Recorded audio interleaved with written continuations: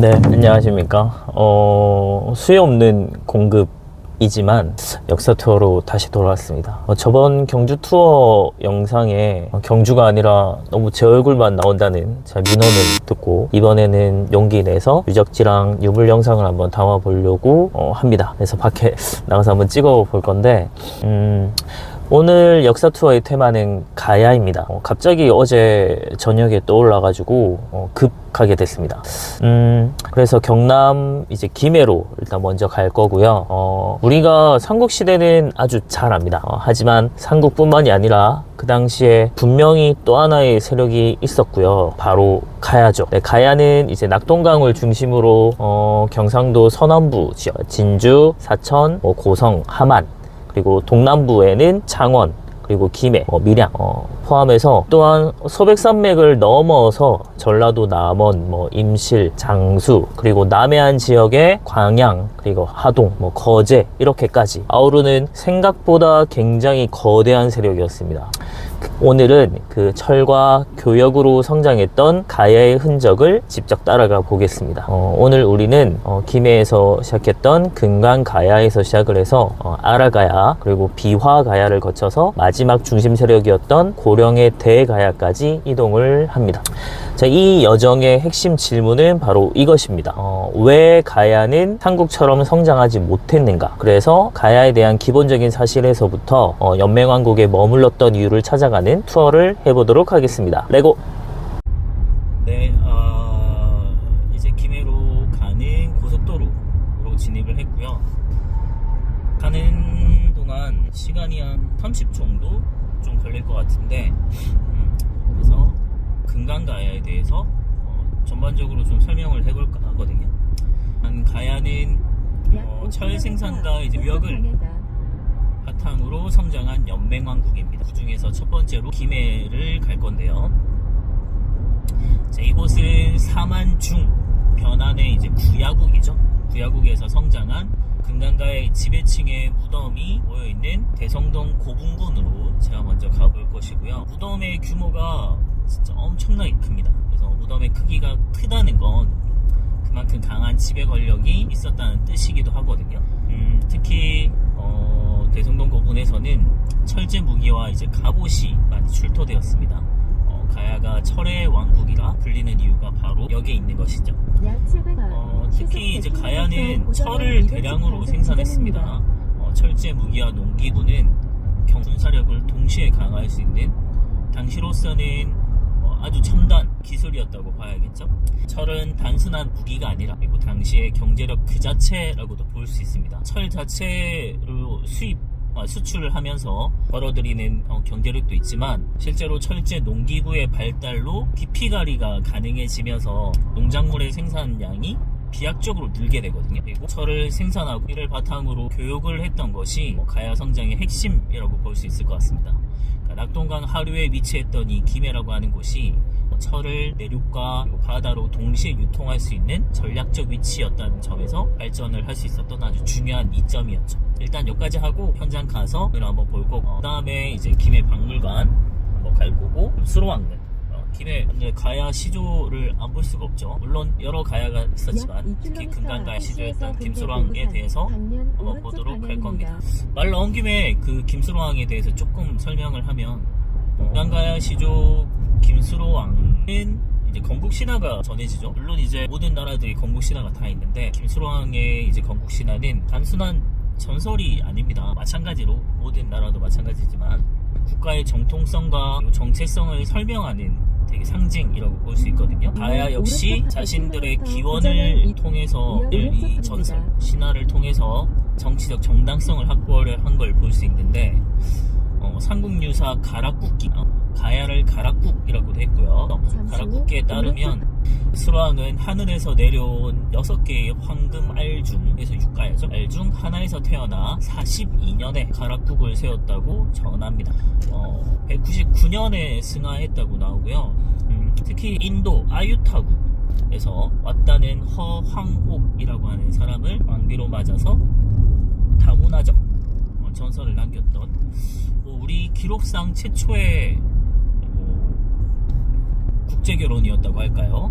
그래서 생겼는데요. 자, 이 설화는 한반도 남부의 해상 교류와 그리고 금강가야의 개방성을 상징한다고 볼 수 있고요. 또 한편 이 왕비의 가계를 잇기 위해서 김해 김씨 가문에서 왕비의 양자로 들여보내거든요. 그래서 거기서 이제 김해 김씨가 김해 허씨의 가문을 이어가게 됩니다. 그래서 김해 허씨랑 김해 김씨는 같은 집안으로 봐요.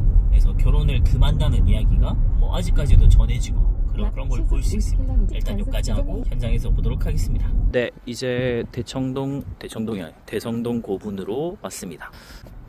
오늘 사람이 없어서 찍어볼 수 있을 것 같습니다. 날씨가 진짜 너무 안 좋거든요.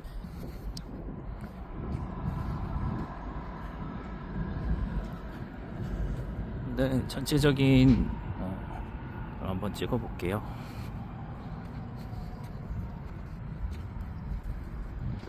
자, 세계유산 가야 고분군 돼 있습니다. 세계유산으로 가야 고분군으로 지정된 곳은 여기 김해 대성동 고분군하고 그리고 함안의 마리산 고분군, 그리고 옥전 고분군, 또 지산동 나중에 갈 겁니다. 고령, 다음 송악동, 그리고 유곡리, 두락리 고분군, 다음 교동과 성현동 고분군 이렇게 있습니다. 이 중에서 오늘은 대성동 고분군이랑 마리산 고분군, 다음에 지산동, 다음에 송현동 고분군 이렇게 한번 가볼 겁니다. 올라가 보도록 하겠습니다. 오늘 날씨가 너무 안 좋아가지고 하늘이 좀 아쉬운데, 자, 이렇게 계단이 돼 있고요.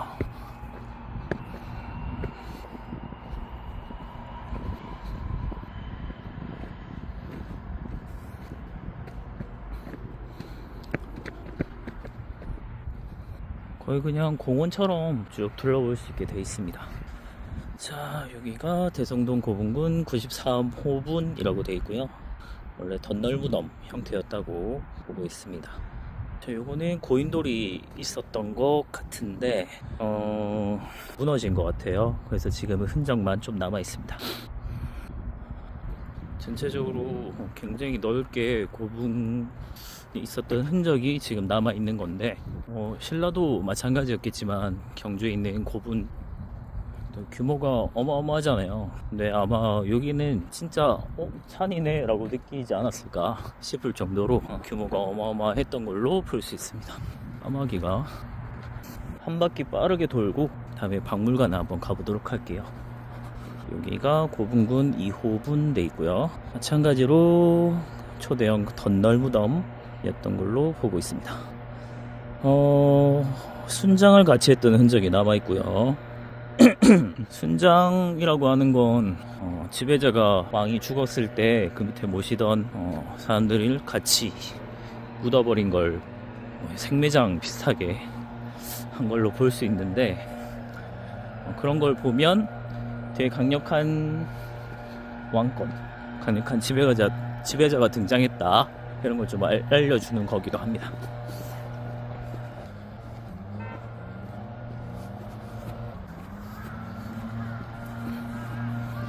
다음에 73호분 돼 있네요. 규모가 꽤 컸을 것으로 보여집니다.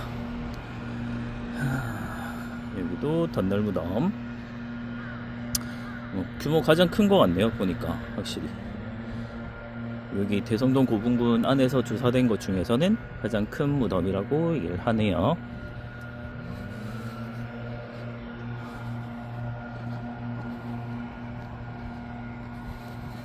전체적으로 이런 형태라서 거의 비슷비슷하거든요. 이렇게 쭉 다 둘러보면 저기까지 보이나요? 저기 끝까지 많이 있어서 쭉 둘러보고 박물관을 가도록 하겠습니다. 일단 여기서 끊을게요. 이제 김수로항릉에 들어왔습니다. 저는 여기 능소화가 되게 담벼락에 예쁘게 피거든요. 그래서 그거 보러 자주 오기도 했었는데, 빠르게 김수로항릉만 좀 보고 빨리 넘어가도록 하겠습니다. 여기도 전체적으로 한 바퀴 산책하기 되게 좋습니다.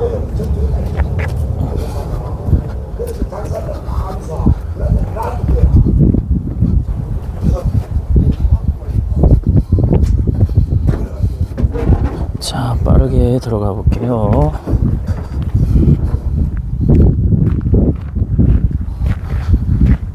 여기 성생대라고 되어 있습니다. 시생 대지 의식을 진행하는 곳이다. 자, 하이라이트. 규모가 어마어마하죠. 양옆에는 무인상 그리고 문신상이 같이 양쪽에 하나씩 서 있는 걸 볼 수 있습니다. 그리고 12지신상들도 이렇게 있는 것 같네요. 양쪽에. 저쪽 편은 제가 지금 구조상 보이지 않는데 아마 양쪽에 다 있을 것으로 보입니다. 역시 공항 근처라서 비행기 소리가 엄청나게 시끄럽습니다. 차분하게 좀 둘러보고 하면 좀 좋은데 일단 여기서 끊겠습니다. 네, 이제 수로왕릉 보고 왔는데요. 다음으로는 국립김해박물관을 가볼 겁니다. 가야 유물을 종합적으로 좀 보려면 아무래도 박물관을 가는 게 가장 좋을 것 같아서 박물관으로 갈 거고요. 뭐 여러 유물들이 많겠지만 저의 관찰 포인트는 철제, 갑옷, 그리고 토기, 그리고 일본과의 교역 유물 이런 겁니다. 박물관 안에는 가야의 실제 유물이 전시되어 있습니다. 가야는 한반도 남부랑 그리고 일본 열도를 잇는 해상 교육의 중심이었다고 볼 수 있는데요. 그래서 일본 지역과 연결된 유물도 확인이 되고요. 낙동강 수로를 통해서 바다로 나가서 활발한 해상 교육을 펼친 것으로 볼 수 있습니다. 이런 점에서 뭐 신라 때도 마찬가지였지만 가야가 폐쇄적인 이제 국가가 아니라 열린 네트워크 국가였다는 걸 좀 알 수 있을 것이고, 특히 가까운 일본과의 교역의 흔적이 많이 남아 있습니다. 그것을 잘 보여주는 것이 세이키 토기라고 하거든요. 가야 토기랑 상당히 유사한 형태를 보이는데 지금 이제 박물관으로 이동을 해서 그걸 그런 걸 중점적으로 한번 찍어 보도록 하겠습니다. 자, 선사시대랑 청동기는 스킵했고 이제 철기로 왔는데요. 지나 철기 철의 나라였던 만큼 철기가 잘 전시되어 있는 걸 볼 수 있습니다. 토기도 굉장히 많이 있고요. 저 옛날에 왔을 때보다 훨씬 예쁘게 되어 있는 것 같습니다. 오칠도 했고요. 칼도 보이고 쇠도끼 보이는데 쇠도끼, 쇠자기 이런 게 나오면서 농업 생산력이 엄청나게 발달한 걸 볼 수 있습니다. 그리고 제가 말씀드렸던 해상 교육망의 거점이다 이런 얘기 돼 있죠. 네, 요게 이제 일본계 토기, 야요이 시대 일본계 토기도 보이고 마찬가지로 이렇게 보이네요. 교육의 흔적이라고 볼 수 있을 것 같습니다. 네, 그리고 이렇게 기마 흔적도 좀 보이는데 여기서 여기 요게 지금 대성동 고분군에서 나중에 보러 갈 겁니다. 보고 왔죠? 대성동 고분군에서 나왔던 발걸이 나와 있고 3번 돼 있는 게 지금 말 갑옷 흔적이거든요. 그래서 강력한 군사력을 좀 보여주는 걸로 볼 수 있습니다. 철제 무기들 많이 보이고요. 역시나 뭐 화려한 장식품들 그리고 웨어러블 품들도 좀 보이네요.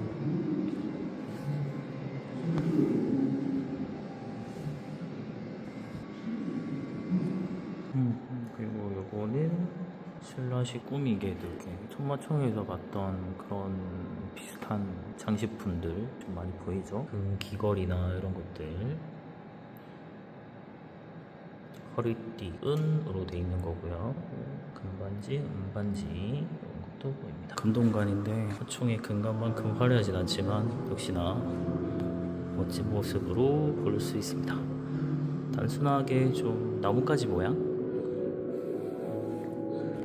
그리고 여기 아주 화려한 장신구들, 귀걸이, 금동관 보이고요.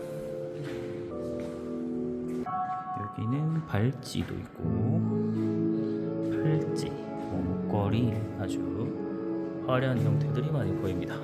가야 토기를 보러 왔습니다. 제가 좋아하는 달 항아리처럼 예쁘게 생겼네요. 이렇게 토기를 아주 예쁘게 잘 만들었던 것 같아요. 자, 예쁩니다. 이게 지금의 화령이랑은 좀 다른 질박하다고 하나요? 그런 느낌이 좀 느껴지고, 이런 가야 토기 형태가 영향을 줘서 일본의 세이키 토기 많은 영향을 준 걸 볼 수 있습니다. 자, 여기 설명에도 나와 있는데 일본이랑 특히 외랑 교류를 많이 해서 여러 유물들이 많이 나온다 이게 나와 있고, 또 고대 일본의 토기 하지키와 세이키라고 되어 있죠. 그래서 우리나라 남부 지역에서 많이 확인도 되고, 요 모습도 이제 또 세이키도 가야 토기의 영향을 많이 받은 것으로 알고 있습니다. 자, 여기 덩이새가 보이는데 요거는 뭐 실제 화폐로 쓸 정도로 그만큼 철이 풍부했다 이런 것도 보여주고요. 여기 재련하는 재련로 돼 있네요. 또 이렇게 철갑옷이, 저는 딱 금강가야 김해 딱 생각하면 이 철갑옷이 굉장히 많이 떠오르거든요. 그래서 그만큼 철로 된 갑옷, 이건 비늘 갑옷 굉장히 화려합니다.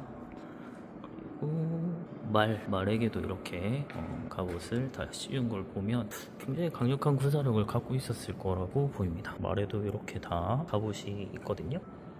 자, 말뿐만이 아니라 사람에게도 갑옷이 있었겠죠. 갑옷, 그리고 투구 보이네요. 활, 역시 우리는 활의 민족이죠. 촉도 다양하게 보이고요. 칼 보이네요. 이 정도 아마 길이나 뭐 됐을 것 같은데, 너무 길면은 당시에 신장이 이렇게 크지 않으면 칼을 뽑기가 힘듭니다. 그래서 우리 막 일본도처럼 막 엄청 긴 칼은 사실 실전에는 그렇게 많이 쓰이지 않았고, 보통은 되게 큰 칼이나 긴 칼은 지휘용으로 이렇게 되게 위세가 있게 보여야 되기 때문에 그런 걸로 볼 수 있고, 창도 보이네요.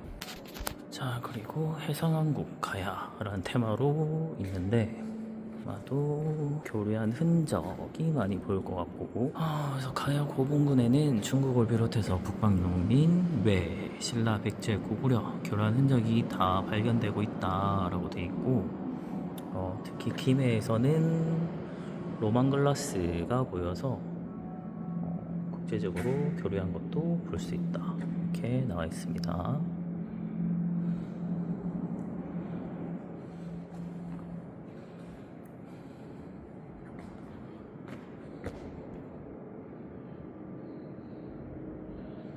요 바람개비 모양 청동기, 요것도 김해를 가야를 상징하는 걸로 볼 수 있을 것 같아요.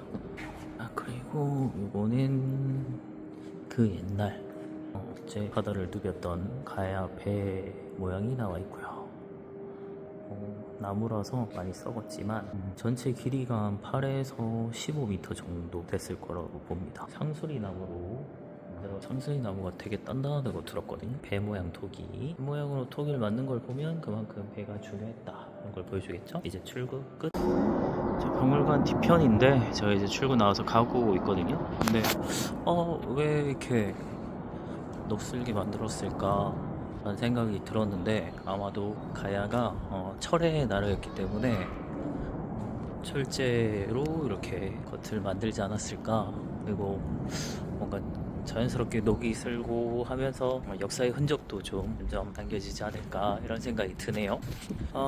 다음으로 원래는 김해에서 한 군데를 더 보고 가야 되는데 시간이 없어서 함안으로 바로 넘어가야 될 것 같습니다. 이제 박물관 보고 함안으로 이동 중입니다. 원래는 김해에서 봉황동 유적, 왕궁지로 추정되는 봉황동 유적을 더 봤어야 되는데 시간도 없고 배도 너무 고파가지고 일단은 함안으로 바로 이동 중이거든요. 일단 봉황동 유적에 대해서 좀 얘기를 하고 넘어가야 될 것 같아요. 그래도 계획을 했으니까. 왕궁지로 일단 추정되고 있는 곳이고, 또 생활 유적을 통해서 가야의 실제 도시 구조도 짐작할 수 있는 그런 곳입니다. 그리고 청동기 시대 고인돌, 그리고 돌롤 무덤에서 시작해서 변한, 그리고 가야 시기의 대규모 칠학으로 발전한 과정을 보여주는 곳이기도 하거든요. 그리고 최근에 발굴 조사에서는 1세기경, 무려 1세기경에 혈기시대죠. 안에 최고급 오칠 제기가 발견이 됐습니다. 그리고 15점을 포함을 해서 목품함 300여 점이 출토되었거든요. 그래서 물레 회전 가공 기술이라고 하는데, 그런 기술과 되게 정교한 칠공의 수준을 좀 보여주는 거고, 당시 의뢰 그리고 생활 문화를 아주 구체적으로 드러내는 아주 중요한 발굴 성과입니다. 그래서 이처럼 새로운 발굴 성과를 통해서 역사라고 하는 것이 고정된 것이 아니라 유동적으로 역사적 사실이 변할 수 있음을 알 수 있거든요. 그래서 역사에는 사실 정답이 없습니다. 제가 물론 뭐 시험 때는 뭐 교과서가 정답이야 이렇게 가르치긴 합니다만, 그거는 시험을 치기 위한 것이고 역사를 공부하기 위해서는 좀 다른 관점으로 봐야 될 것 같아요. 해석의 학문이기 때문에 어떻게 해석하느냐에 달려 있는 것이거든요. 물론 터무니없는 왜곡은 안 되는 것이죠. 당연히 어느 정도 사실 그리고 증거에 기반한 객관성을 확보해야만 설득력이 있는 거겠죠. 그래서 완전히 뭐 이건 프로, 이게 맞아 라고 하는 건 저는 없다고 생각하고, 물론 세상에 저는 모든 게 완벽하게 100%는 없다고 생각을 하거든요. 그런 점에서 봤을 때 어느 정도 이거는 이게 이러이러해서 맞는 것 같아 라고 찾고 의미를 발견하고 해석하고, 이런 게 이제 전 역사의 묘미가 아닌가 이런 생각이 듭니다. 제가 지금 가고 있는 곳은 이제 하만입니다. 아라가야의 도시였던 하만으로 가고 있는데, 그 중에서도 마리산 고분이라고 하는 하만의 마리산 고분은 뭔가 무덤이긴 하지만 되게 예쁘게 돼 있거든요. 그래서 많이 갔던 곳인데 고분이 한 1000여 기 정도가 있다고 할 정도로 굉장히 큰 고분 중에 하나고요. 여기서 좀 볼 거는 아라가야 마리산 고분군에서 말가봇이 출토됐거든요. 아까 이제 박물관에서도 보기도 했는데 아라가야는 여러 가야들 중에서 군사력이 좀 두드러진 세력이었다 이렇게 볼 수 있겠습니다. 말가봇이 출토되기도 했고, 말을 장비화했다는 것은 되게 조직적인 군사 체계를 갖추었다는 말로 볼 수 있거든요. 그리고 가야는 백제 신라가 가야 입장에서 대국이죠. 그래서 대국으로 성장하게 되자 둘 사이에서 끊임없이 이제 균형 외교를 시도를 하게 됩니다. 하지만 가야는 백제 신라와 달리 하나의 중앙집권 국가가 아니었죠. 그래서 각 세력이 독립성을 유지한 연맹 체제였고요. 그래서 외교는 가능했지만 통합된 이제 군사 대응은 좀 어려웠다 이렇게 좀 볼 수 있겠습니다. 그러면 마리산 고분에 가기 전에 그 하만의 대표 음식을 좀 소개를 하면 좋을 것 같습니다. 하만은 수박이 전국적으로 유명하죠. 그래서 도시의 입구에도 수박 모형을 아주 크게 만들어 뒀고요. 그래서 아무래도 낙동강의 아주 비옥한 충적 평화를 기반으로 해서 아주 옛날부터 고대사회 때부터 농업이 되게 발달한 걸 볼 수 있고, 일조량도 되게 풍부하고 해서 달고 아주 맛있는 수박이 생산되고 있습니다. 요즘엔 멜론도 많이 생산을 하고 있는데 하만의 제 백자 멜론을 굉장히 좋아하거든요. 아주 좋아해서 종종 이제 사러 오곤 했습니다. 이제 한 40분 정도 더 가야 되는데 원래 시간보다 좀 더 많이 지체되고 있긴 하거든요. 그래서 일단은 도착을 하면 한 12시 40분 정도 될 것 같은데, 배가 너무 고파서 고분에 가기 전에 밥을 먼저 먹고 고분을 가도록 하겠습니다. 제가 아주 좋아하는 소고기국밥 맛집이 의령에 있거든요. 의령에 아주 맛있는 소고기국밥 맛집이 있는데 그거랑 거의 맞먹는 되게 맛있는 소고기국밥 맛집이 하만에도 있거든요. 그래서 하만의 소고기국밥 맛집에 가서 점심을 먹고 마리산 고분으로 한번 가보도록 하겠습니다. 그럼 일단 영상을 끊을게요. 저는 이제 소고기국밥을 먹고 마리산 고분을 보러 왔는데, 여기 하만 박물관이랑 같이 있거든요. 그래서 오늘은 박물관은 들어가 보지 않을 거고요. 고분만 보러 지금 가고 있습니다. 여기 고분이 엄청 많고요. 그리고 지금 날씨가 좀 그래서 그런데 여기가 날씨 좋을 때 오면은 되게 한때 막 인스타에서 예쁜 풍경 사진 찍으러 오는 그런 곳이기도 했습니다. 그래서 되게 예쁜데 오늘은 날씨가 오늘 우중충해 가지고 조금 아쉽네요. 자, 여기 마리산 고분군, 마리산이라고 한 뜻은 머리랑 산을 한자로 표기한 거라고 합니다. 우두머리의 산, 아라가야의 왕과 관련된 것이다 이렇게 보고 있습니다. 여기 되게 다 구릉지대고요. 면적이 52만 제곱미터, 국내 최대로 가장 넓은 면적을 갖고 있습니다. 실제로 한 바퀴 삥 둘러보면 되게 산책하기 좋고요. 한 1000여 개 이상 된다고 하니까 굉장히 넓은 지대로 볼 수 있습니다. 아마 전체 다 둘러보지는 못할 거고 빠르게 한번 둘러보고 갈 텐데, 저기에요, 저기. 여기가 되게 사진 예쁘게 찍히는 곳이라서 깨우는 곳이거든요.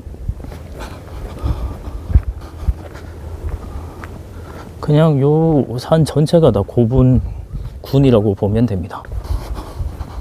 엄청 많이 있어요. 자, 국밥에다가 한우 수육이 너무 맛있어서 진짜 흡입을 했거든요. 너무 잘 먹었기 때문에 밥 먹고 좀 산책하는 겸 고분군을 쭉 한번 둘러보도록 하겠습니다. 자, 처음에 한 15년 전쯤 왔던 것 같은데, 그때에 비해서 점점점 더 정비가 되고 있는 것 같아요. 계속해서 발굴도 되고 있는 것 같고, 그냥 전부 다 고분입니다. 그 중에 제가 되게 딱 함안 전체 전경이 다 보이는 그런 지대가 있거든요. 그쪽으로 한번 올라가서 전체적으로 한번 보여드리도록 할게요. 자, 이거는 마리산 4호분이라고 하는데, 요 가야 고분 중에서 가장 큰 규모라고 보면 됩니다. 다 안 담겨요. 그래서 제가 지금 축소를 했고, 엄청나게 크거든요. 이렇게 보면 잘 모르겠는데 거의 그냥 낮은 산이 하나 있다고 보면 됩니다. 아직 덜 올라왔는데 이렇게 전체적으로 다 고분이거든요. 여기 날 좋을 때 와도 되게 예쁘고요. 살짝 이제 노을 때, 그때 와도 굉장히 예쁩니다. 자, 이게 1호묘 있는데 2018년에 발굴 조사돼서 구덩식 돌 덧널 무덤 나타난 걸 볼 수 있고, 덧널 무덤은 일반적인 이제 돌 무덤보다는 널로 만든 공간이 따로 있기 때문에 부장품이라는 것들이 훨씬 더 도굴이 어려워서 많이 이제 부장품이 남아 있는 걸 볼 수 있습니다. 여기에서 출토된 유물이 굉장히 많아서 되게 요 중에서도 되게 높은 사람의 무덤이었을 거라고 보고 있습니다. 이제 올라왔는데요. 자, 여기에 마리산 235분 있고요. 여기서 제가 한번 깜짝 놀랄 겁니다. 전체적으로 보여드릴 텐데, 저기 제가 처음 시작점에서 올라왔던 박물관이 있는 근처고요. 저 뒤편에도 다 고분군이고, 그 뒤편 보입니까? 당겨볼게요. 이 뒤편에도 다 고분이에요. 그래서 진짜 엄청나게 넓은 고분군이 형성되어 있는 걸 볼 수 있고, 여기 끝이 아닙니다. 여기서 보면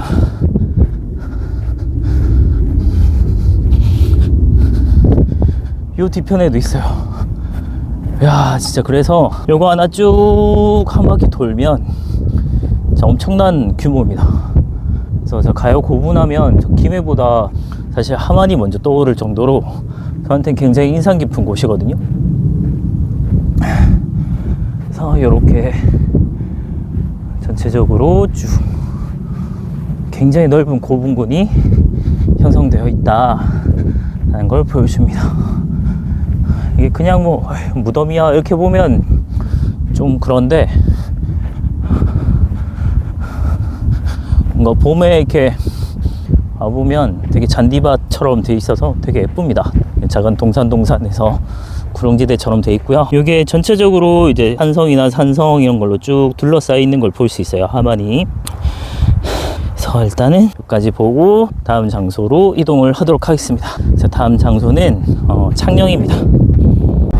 이제 마리산 고분 보고 나서 창녕으로 넘어가고 있습니다. 비화가야의 도시죠. 비화가야는 신라와 가장 가까운 가야 세력이었습니다. 그래서 낙동강 중류의 교통 요충지에 있고요. 하지만 신라와 직접 맞닿아 있었기 때문에 압박을 가장 먼저 받았었고, 가야 연맹을 내부 결속보다는 각 지역의 생존 전략이 우선이었고 힘을 하나로 합치지 못했죠. 그 중에서 비화가야의 송현동 고분군을 보러 갈 건데요.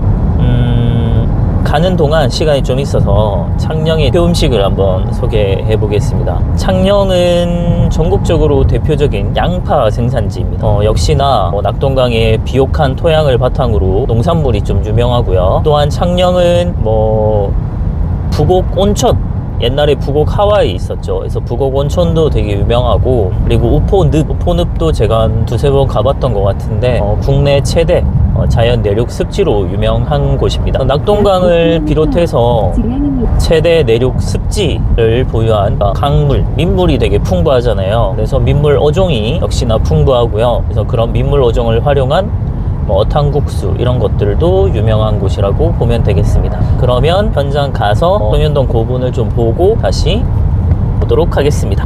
이제 창녕 성현동 고분으로 가는 길인데, 여기가 바로 옆편이 황산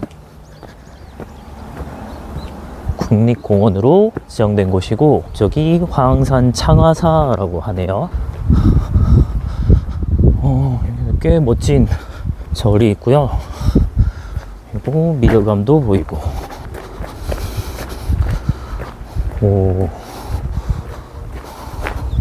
뭐지? 청와서 뭔가 멋있는데요?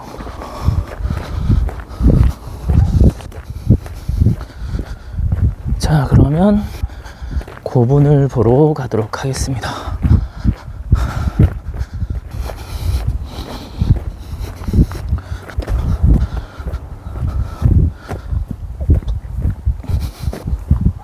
저 고분이 교동 쪽도 있고 성현동 쪽도 있는데, 이렇게 고분이 쭉 이렇게 따라서 쭉 넓게 분포되어 있는 걸로 볼 수 있습니다. 교동 쪽이 더 크긴 한데 저는 성현동 쪽으로 왔습니다.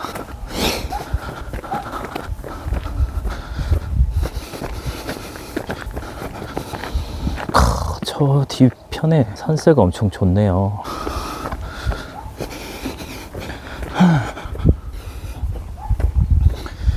교동과 성현동 고분군에서 유네스코 또 편말이 보이고요. 성현동 지구는 목마산성부터 해서 26기 모여 있다고 합니다. 그리고 본분이 남아있지 않은 무덤도 10여 기 이상 확인되고,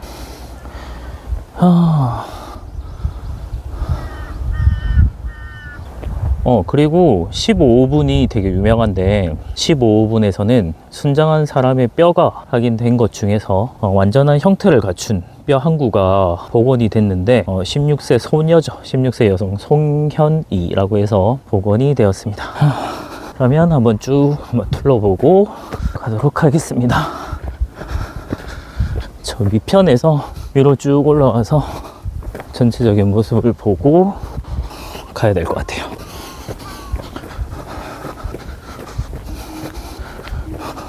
저렇게 뒤편에 계속 뭔가 발굴이 되고 있는 것 같고요.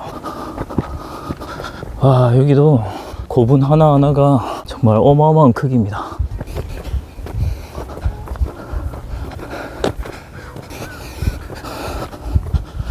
와, 멋지네요. 날씨만 좀 좋았다면 산이랑 멋있었을 것 같은데 좀 아쉽습니다.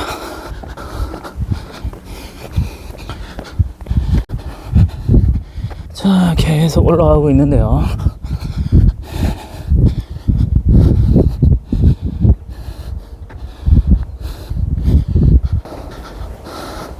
여기 15분이구나.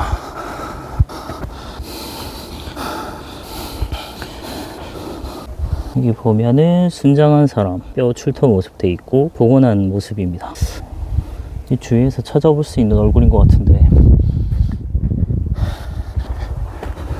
전체적으로 이렇게 여기는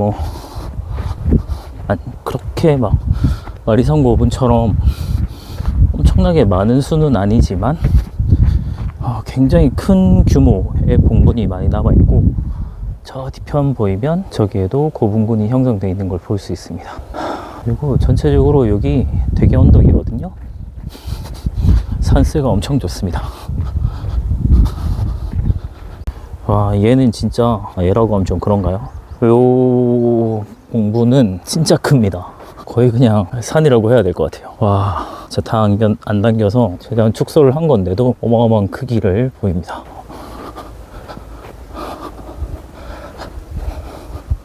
와, 이게 1호분이네요. 와, 진짜 크다. 이제 고분 보고 내려가는 길인데 청화산 너무 멋있게 돼 있어서 한번 보고 가도록 하겠습니다. 야, 입구부터 아주 격하게 맞아주네요. 2층으로 바로 올라가 보겠습니다. 2층으로 돼 있는 구조고요.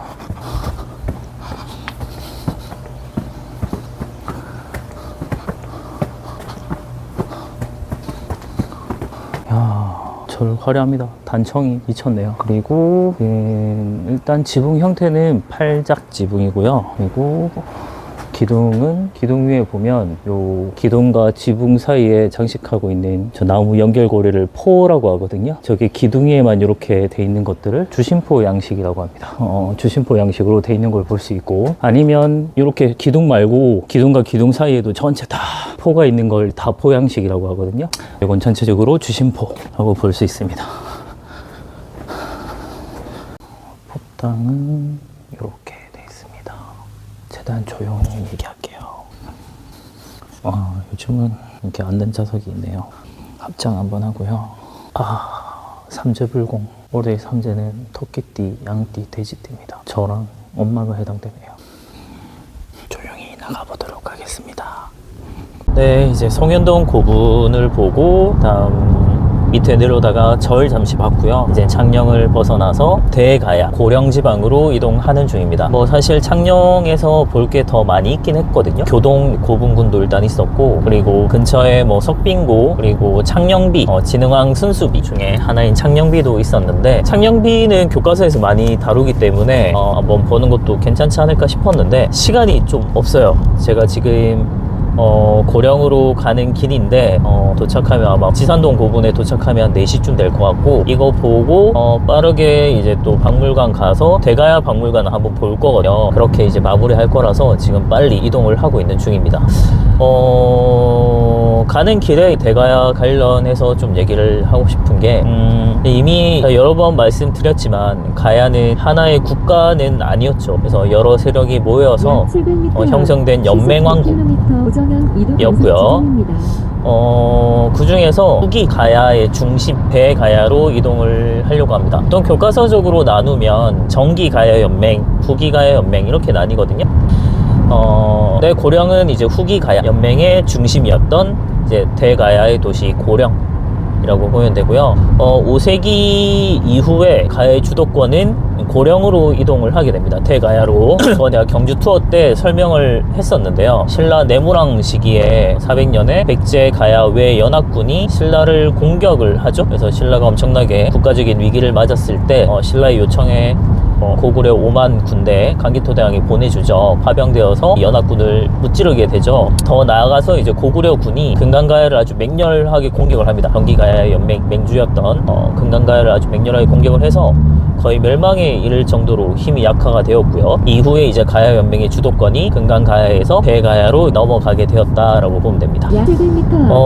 이제 고령의 지산동 고분을 갈 텐데요. 고령 지방의 무덤 규모가 이전보다, 그러니까 이전의 가야 때 고분보다 더 거대 분장의 흔적도 확인되는 걸 볼 수 있고, 그래서 권력이 더욱 이제 집중되었음을 의미하는 걸로 볼 수 있습니다. 대가야는 이제 신라에 맞서기 위해서 연맹을 재정비하려고 했는데, 그러나 562년 결국 신라 전성기를 이끌었던 진흥왕에게 병합되었고, 가야 연맹은 구심점을 잃고 이제 각계격파당하면서 차례차례 다 사라지게 된다.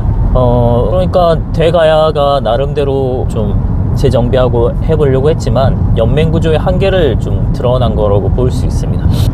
가는 길에 고령에 대해서 조금 더 얘기를 한번 해보자면, 가야의 마지막 모습을 좀 확인할 수 있다 볼 수 있겠고, 삼국에 가려져서 오랫동안 조명을 받지 못했지만 최근에 가야 고분군이 세계유산으로 등재되면서 다시 이제 주목받고 있는 게 가야사라고 볼 수 있거든요. 그래서 제가 가야사를 관련해서 지금 이제 투어를 하고 있는 거고요. 고령 지방은 산지랑 평야가 혼합된 지형이라고 볼 수 있어요. 그래서 축산에 되게 적합한 곳이라서 한우가 정통적으로 되게 유명합니다. 물론 저 한우랑 관련해서는 이미 함안에서 먹고 왔지만 일단 여기서 끊겠습니다. 이제 고령 치산동 고분군으로 도착을 했고요. 여기는 대가야 박물관이 같이 붙어 있거든요. 굉장히 넓은 곳인데 일단 고분군부터 먼저 보고 그 다음에 박물관을 보고 마무리하도록 하겠습니다. 자, 치산동 고분군 제가 올라가고 있는데 너무 커서 전체 다는 못 볼 것 같고 빨리 박물관도 가야 되거든요. 5시까지라서 지금 4시라서 최대한 빨리 정상에 올라가서 전체적으로 고분군의 전경을 찍고 박물관에 빨리 가야겠습니다. 여기 너무 산이에요. 야, 미쳤다. 와, 너무 많아요. 저쪽 산에도 다 있거든요. 와, 씨, 뭐야 이게. 와.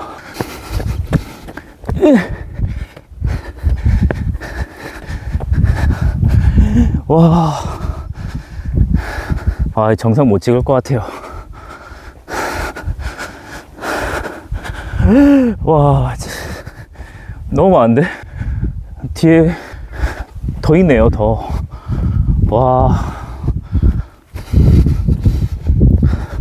헐, 저 어디까지 끝없이 있고요. 와, 일단 여기로 한번 올라가 봐야 될 것 같은데. 와, 저기에도 엄청 많네요. 저쪽 산에도. 와,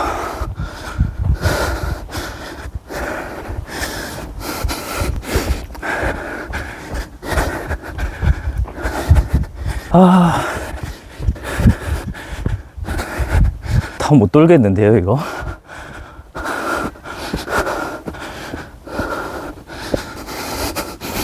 중간에 내려가는 길 있으면 내려가서 박물관 쪽으로 가야 되겠습니다. 박물관을 빨리 봐야 돼서. 근데 저 언덕 쪽으로 올라가면 훨씬 더 많이 보일 것 같거든요. 저까진 가봐야겠죠? 가볼게요. 언덕까지 뛰어 올라왔고요. 역시 이 너머에는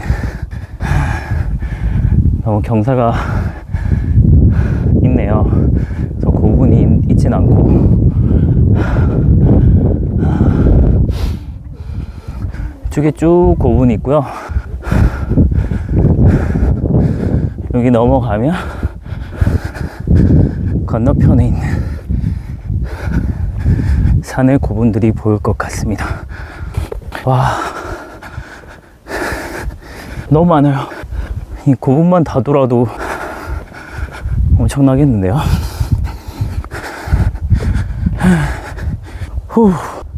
여기서 판가봇, 은으로 상강골이 만든 자루 큰 칼이 나왔답니다. 역시 요 위에도 작은 고분들이 여러 개 쭉 모여 있는 걸 볼 수 있네요. 야, 저 위에 고분들 잘 볼 것 같아서 올라왔거든요.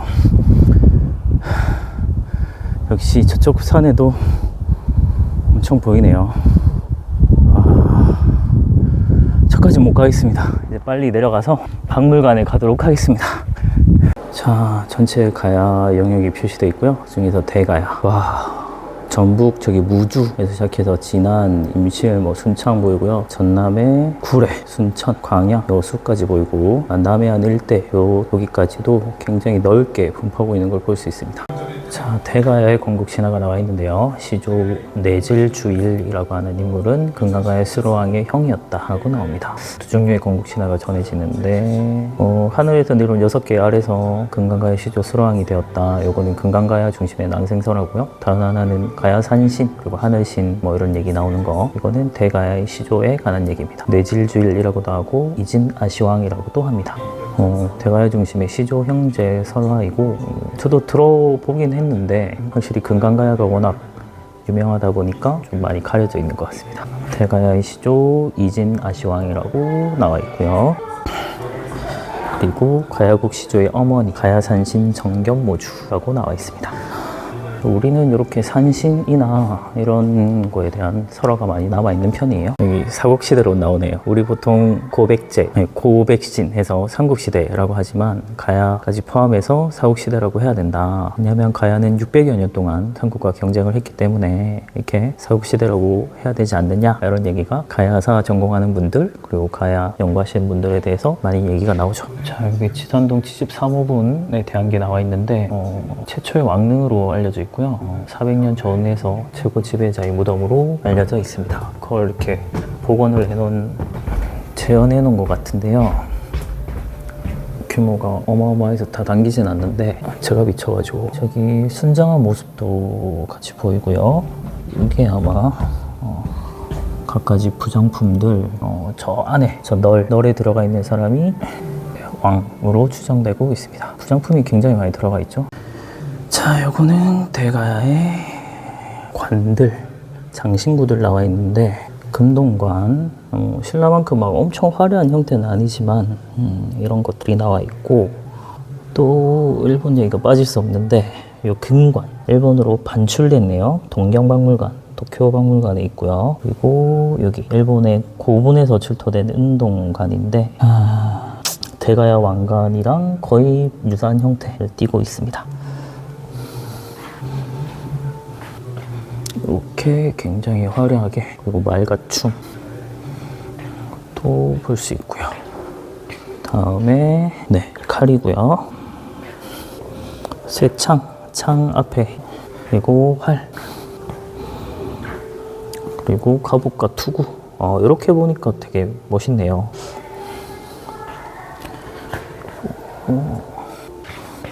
여기는 옷가집, 먹을거리 이렇게 나와 있습니다. 그리고 요거 빠질 수 없을 것 같은데, 가야 하면 가야금이죠. 우룩은 대가야 가실왕 때 가야금을 만들었고 또 작곡까지 한 사람이죠. 자, 여기 박물관에 왕릉 전시관인데 왕릉 내부를 볼 수 있다고 하거든요. 지금은 시간이 될지 모르겠습니다. 빠르게 한번 들어가 볼게요. 들어왔고요. 전체적인 발굴 어떻게 되었나 이런 걸 보여주는 것 같아요.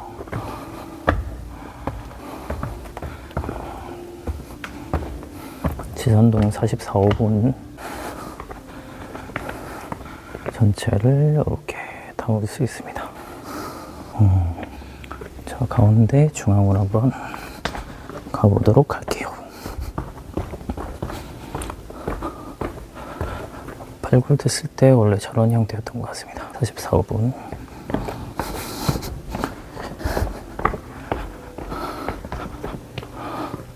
자, 이렇게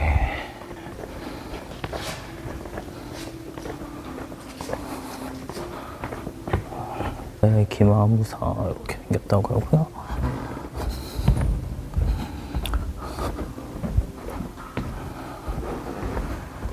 이야, 이게 이제 무덤 하나입니다, 하나.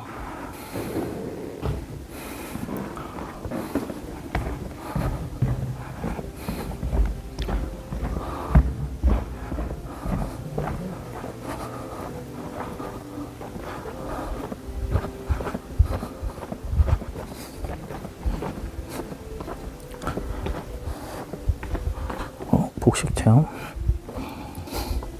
왕, 금관. 목이 너무 없는데요. 금관 어디 있죠? 무사, 기병갑옷. 뭐죠? 다리가 이집트인데요. 손 어디 갔죠? 오케이.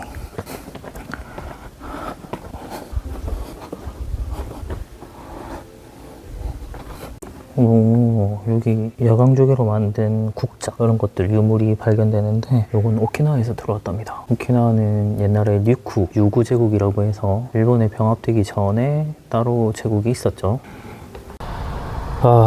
고령의 지산동 고분, 그리고 마지막으로 대가야 박물관, 그리고 왕릉 전시관까지 보고 왔습니다. 일단 촉박했던 것 같은데, 그래서 여유 있게 보지는 못했습니다. 근데 좀 더 여유를 가지고 천천히 지금은 가야 이제 여러 지역들을 계속 옮겨 다니느라 시간이 부족했는데, 다음에는 차라리 한 지역을 잡고, 전체적으로 천천히, 좀 더 깊이 있게 보는 게 더 좋을 것 같긴 합니다. 조금 아쉬운 마음이 들었어요, 사실. 급하게 제가 찍고 막 다니고 했는데, 뛰어다니고 좀 힘들었고요.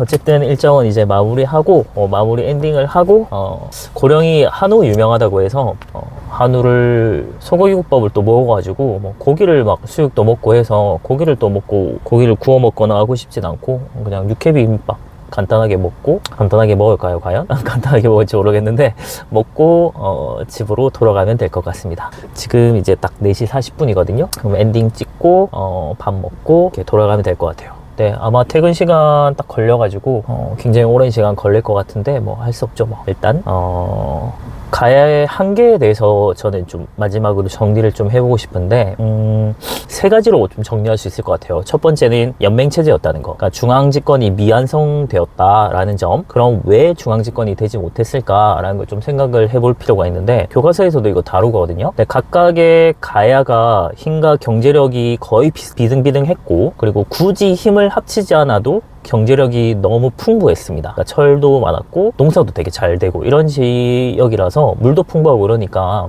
경제력 자체가 좋았기 때문에 굳이 하나의 통일된 세력으로 더 큰 세력으로 나아가지 못했다라고 좀 볼 수 있을 것 같아요. 근데 그에 반해서 사만 중 하나였던 진안의 여러 소국 중 하나였던 사로국이 이제 신라로 발전하고, 그리고 마안의 여러 소국 중 하나였던 백제국이 이제 신라도 마찬가지 주변국을 점령하면서 세력을 넓혀서 하나의 통일된 왕국으로 성장해 갔는데, 변환의 소국 중 하나였던 이 구야국이 연맹왕국 단계까지는 이제 성장을 하였으나 결국 연맹체로 머물면서 백제 신라라는 상대적으로 더 큰 나라 사이에서 점점 잠식당하면서 결국 두 나라에 병합되게 되는 이런 모습이 나타납니다. 그럼 두 번째는 역시나 이 삼국 사이, 그러니까 특히 신라랑 백제 요 사이에서 지정학적으로 굉장히 압박감을 많이 느꼈던 것 같고, 그리고 세 번째는 내부 통합력 부족이다, 이런 걸 좀 볼 수 있을 것 같습니다. 그래서 첫 번째 이제 이유가 가장 통합적으로 크게 볼 수 있는 얘기고요. 그러나 가야는 실패한 국가가 아니다라고 생각을 해야 될 것 같아요. 그러니까 철 만드는 기술, 그리고 해상 교역, 그리고 동아시아 이제 연결망, 해상 네트워크, 이런 것들 다 생각해 봤을 때 후대 신라와 그리고 일본에도 영향을 아주 깊이 준 걸 볼 수 있고요. 그래서 삼국이라는 큰 틀 속에 이제 가려졌던 가야이지만, 낙동강을 따라 이어진 이 유적들은, 말하고 있는 것 같아요. 가야는 사라진 왕국이 아니라 삼국시대를 이해하는 또 하나의 축이었다고. 그래서 혹자는 사국시대라고 불러야 한다고까지 말합니다. 네, 오늘은 거의 가야의 고분들을 중심으로 제가 보았는데, 유네스코 세계문화유산으로 지정된 곳도 있고, 또 가야의 흔적을 가장 보여주는 것이 고분군이기도 하거든요. 그리고 제가 저번 경주 투어에서 대릉원을 지나고 있을 때 한 20대 초반으로 추정된 청년 무리들이 있었는데, 그 중에 한 명이 대릉원 지나다가 여기 왜 왔는데? 남의 무덤 왜 구경하는 건데? 라면서 친구들에게 불만을 막 토로하더라고요. 뭐 이해는 갑니다. 충분히 가는데, 근데 단순히 남의 무덤이 아니라 그 속에 우리 역사와 정신이 담겨 있거든요. 그러니까 단순히 무덤 자체를 보는 것이 아닌 거죠. 네, 그 속에 담긴 의미를 발견하고 해석하는 것은 결국 얼마나 알고 있느냐에 달려 있는 것이다, 이런 생각이 좀 들고, 아는 만큼 보인다고 하잖아요. 자, 역사 투어를 제가 다니면서 가장 많이 느끼는 바가 바로 이러한 점이 아닐까 합니다. 그러니까 안다는 것이 꼭 지식을 의미하는 것은 아니고요.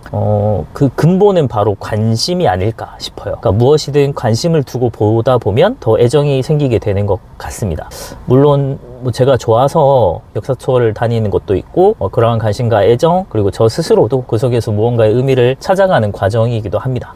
또한 이제 그걸 공유하고 싶은 마음 되게 크거든요. 저는 역시나 역사에 대한 애정이 너무 크고, 그 애정을 전달하고 여러 사람들도 그 역사에 대한 애정이 생겼으면 하는 마음이 계속 갖고 있거든요.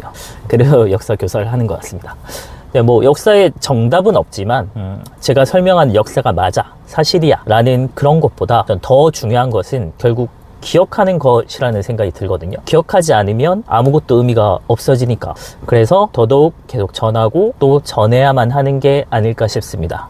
그럼 이만 여기서 끝내도록 하겠습니다. 자, 오늘의 가해 역사 투어는 여기까지입니다. 그럼 제가 저녁을 맛있게 먹고 안전하게 돌아가도록 하겠습니다.